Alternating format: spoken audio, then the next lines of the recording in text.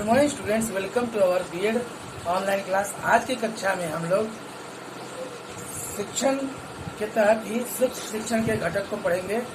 सूक्ष्म घटन शिक्षण कुछ सिद्धांतों पर आधारित है, जिनकी प्रक्रिया पर समस्त कार्य संपूर्णता का स्वरूप होता है।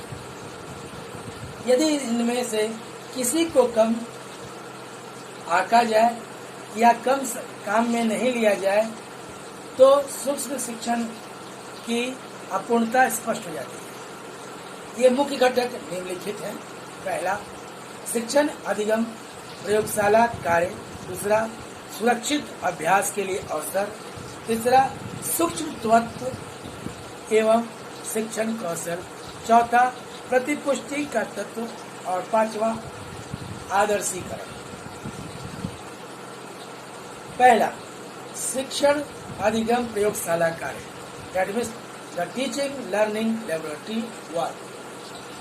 सूक्ष्म शिक्षण प्रविधि में एक सामान्य कक्ष के स्थान पर एक शिक्षण अधिगम प्रयोगशाला की रचना बनाई जाती है, जहां पर कुछ छात्र बैठ सके तथा उनमें आवश्यक उपकरण उपलब्ध हो। इस प्रयोगशाला में छात्र अध्यापक अपने शिक्षण का सही अध्ययन करा सकता है और प्रतिपुष्टि के आधार पर पुनः पाठ्य योजना करके शिक्षण कर सकता है। शिक्षण अधिगम प्रयोगशाला का सिद्धांत कार्य का द्वारा सीखना तथा गहन प्रायोगिकरण जैसे सिद्धांतों पर आधारित है, जिसमें छात्र अध्यापक अनुरूपी स्थिति में शिक्षण अभ्यास करता है और दक्षता प्राप्ति के पश्चात वास्तविक परिस्थिति में प्रभावी शिक्षण करता है। दूसरा, सुरक्षित अभ्यास के लिए अवसर, सेफ प्रैक्टिस ग्राउंड।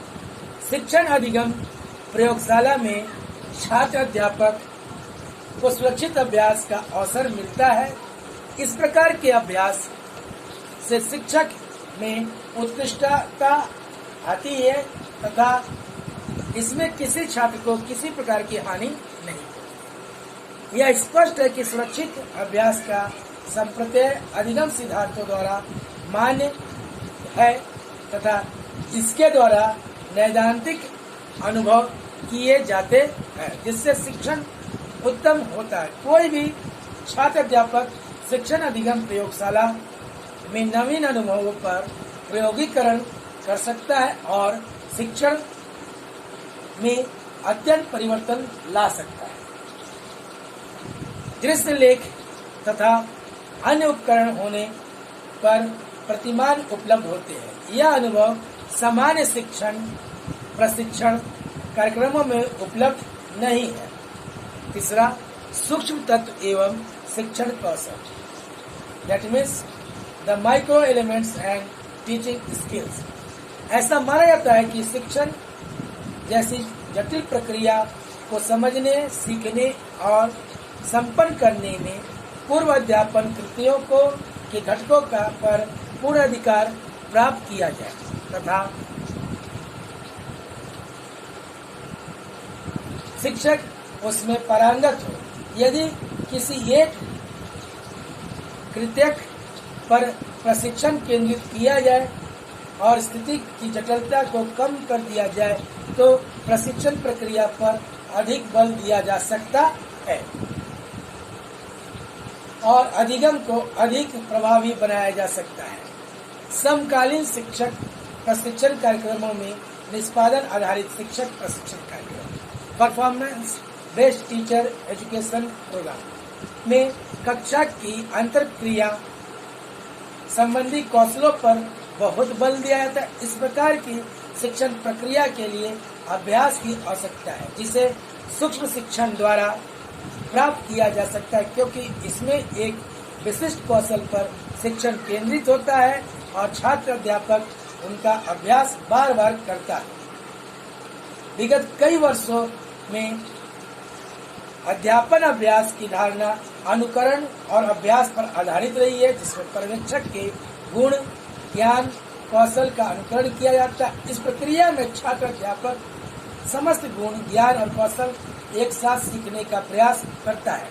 प्रयोगों एवं नवाचार द्वारा इस क्रिया में परिवर्तन संभव हो सका है तथा अध्यापन अभ्यास को शिक्षण प्रशिक्षण प्रतिमान पर आधारित करने का प्रयास किया गया है।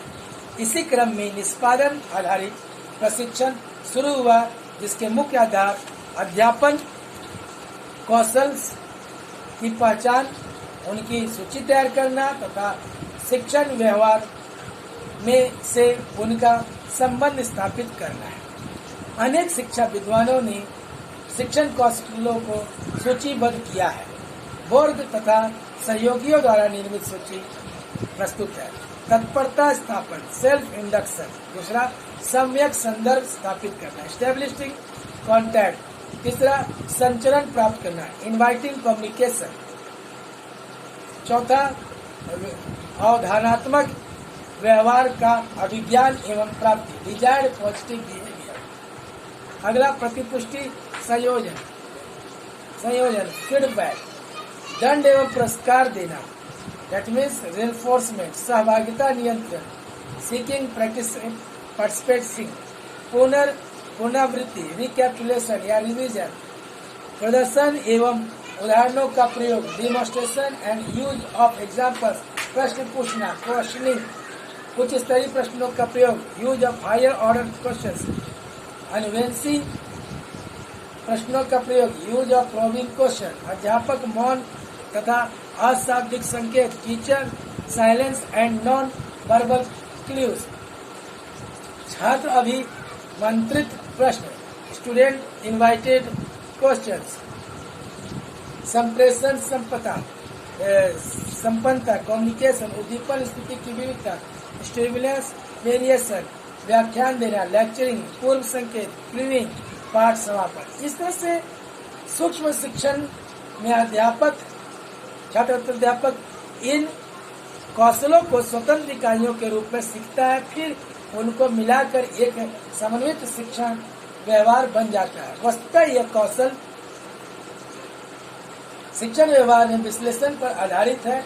छात्र अध्यापक इन कौशलों को पूर्णाभ्यास से एक कौशल कोष का विकास कर लेता है, जिसका उपयोग यह आवश्यकता अनुसार कक्षा में करता है। अनुसंधान के आधार पर वार्ड का कहना है कि अमेरिका के 141 शिक्षक प्रशिक्षण महाविद्यालय में जहां सूक्ष्म शिक्षण प्रणाली का उपयोग हो रहा है, मुख्यतः निम्नलिखित 5 कौशलों का अभ्यास कराया जाता है। पहला, अनुवंशी प्रश्न। दूसरा, प्रबलन। तीसरा, प्रश्न पूछना। चौथा, उच्च स्तरीय प्रश्नों का प्रयोग। और 5वां, तत्परता स्थापन। अगली कक्षा में हम बचे हुए घटकों को पढ़ेंगे और आगे बढ़ेंगे, जिसमें से बचे हुए घटकों में प्रतिपुष्टि का तत्व और आदर्शीकरण। धन्यवाद।